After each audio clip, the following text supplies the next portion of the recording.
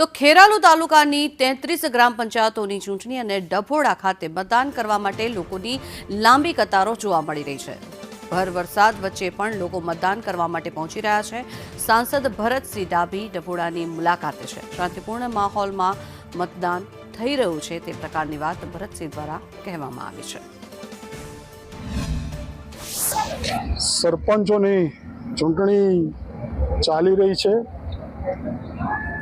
આખા ગુજરાતમાં મતદારોમાં લોકશાહીનું પર્વ સારી રીતે ઉજવાય, એનો અમલ થાય, એના માટે સરપંચમાં ખૂબ મોટા પ્રમાણમાં મતદાન થઈ રહ્યું છે અને આ મતદાનથી હું માનું છું કે ગુજરાતમાં વિકાસની પ્રક્રિયા તેજ બનશે।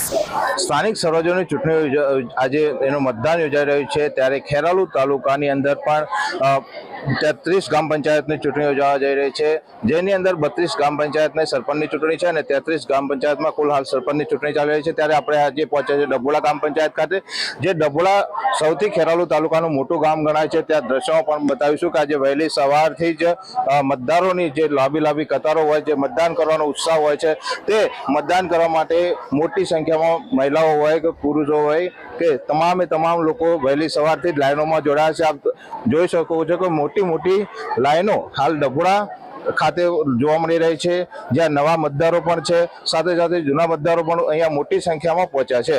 ત્યારે આમ જે મતદારોનો ઉત્સાહ છે તે રાત્રિ દરમિયાન વરસાદ હોવા છતાં પણ આજે મતદારોનો મતદાન કરવાનો ઉત્સાહ અનેરો જોવા મળી રહ્યો છે। સંદેશ ન્યૂઝ, મનોજ ઠાકોર, ખેરાલુ।